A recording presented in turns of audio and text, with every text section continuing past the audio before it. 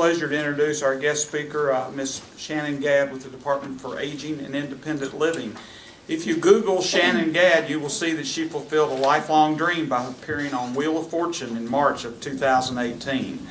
What you won't see is that the reason why she was determined to be on the show was to honor her grandparents. Shannon's strong bond with her grandparents, combined with her interest in criminal justice, drew Shannon to pursue work in the emerging field of preventing elder abuse.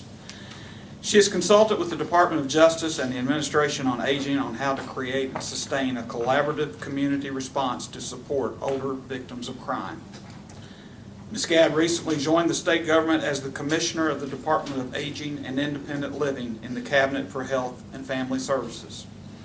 In this position, Ms. Gadd exercises oversight of all statewide Older Americans Act services, Kentucky's public guardianship program, and the administration of Medicaid waiver services for individuals with physical disabilities.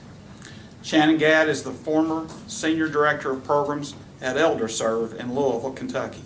Shannon was a 2005 U.S. Fulbright Scholar, completing her master's degree in criminology at the University of Leicester in the United Kingdom. She graduated summa cum laude with honors from the University of Louisville with bachelor's degrees in Administration of Justice and Psychology. Join me in welcoming Ms. Shannon Gadd to our program.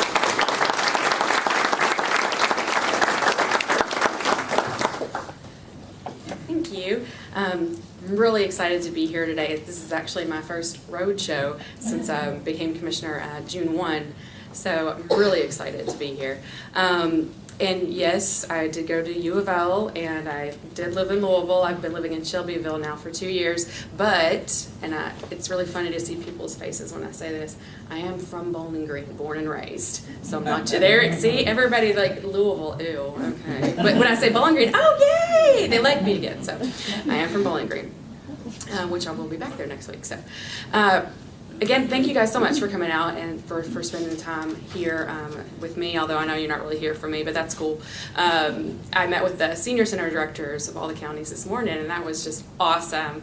In my former position at ElderServe in Louisville, I oversaw all of our social services for about 3,000 older adults across Jefferson County, and one of really a lot of things that I oversaw was our senior center, and that, I mean, if you need to pick me up, go to a senior center for sure. It's just a great, vibrant place. People think sometimes that it's, just for little old people on their walkers and who sit there and play bingo, and yes, bingo is played, but it's a lot more cutthroat than one would think. Don't mess with bingo ever. But I guess, a little about me. So I come from the service provider background. I've always worked in nonprofits. State government is very new and very weird for me.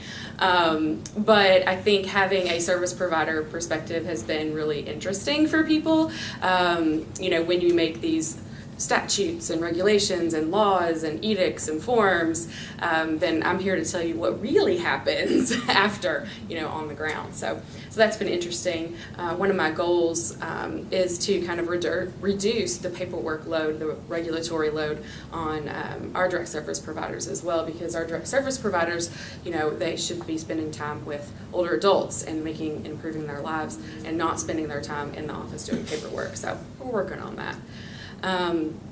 The purpose for the Department for Aging and Independent Living for our aging services is really to empower older adults to live independently.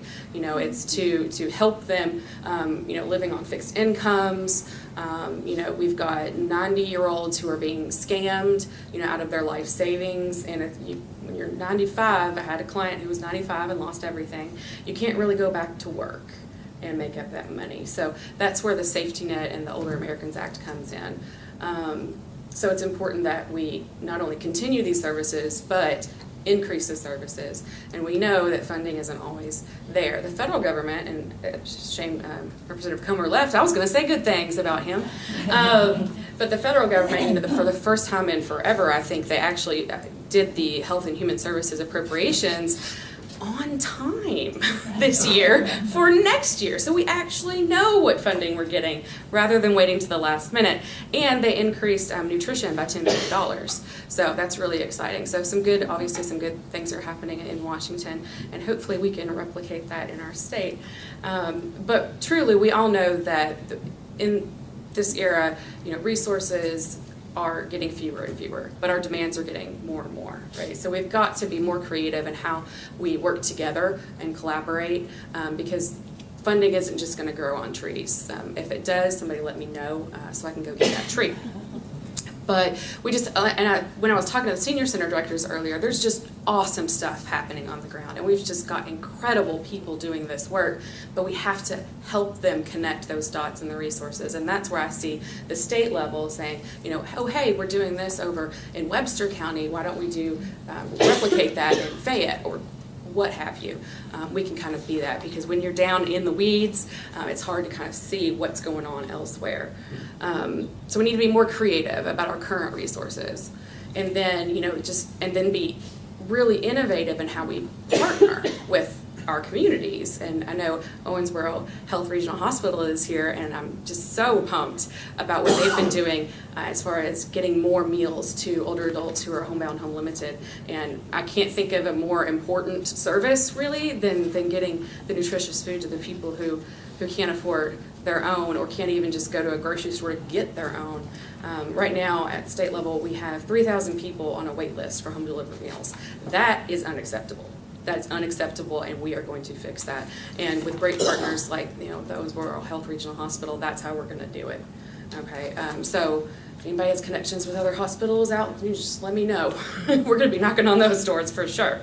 So one thing we are going to look at, are already looking at really at the state level, is what are our requirements? Like, what does the Older Americans Act say we have to do? What services, what paperwork, what reports? And then also looking at, we've been working with the ag directors, what are the needs in your community? What are you seeing? And then we're going to take that as a state level and say, okay, this is what we have to do. This is where the needs are. Now let's create the programs and services to address those needs. I don't think it's any shock to anybody that Kentucky is on the bottom of every ranking related to aging. We're 50th for preventable readmissions to hospitals. We're 49th in physical inactivity of seniors. We can do better. We have some of the resources. We could always use some more, but we have some resources. We just have to think a little bit differently, think outside of the box, and get the services to the people who need them. Because we know, when it comes to senior employment, when it comes to just being healthy in your home, aging in place, that's going to save us dollars at the end of the day. We know that. That's a no-brainer. We just have to figure out how to do it better. So that's my spiel. I guess, and happy, after to take questions if anybody has thoughts. I will also take criticism and compliments. So, again, thank you guys so much for being here and for having me get to meet you guys and talk to you, especially our senior center directors coming over here today. I know it's way more fun to be at the senior center. So, all right, thank you guys. Any questions?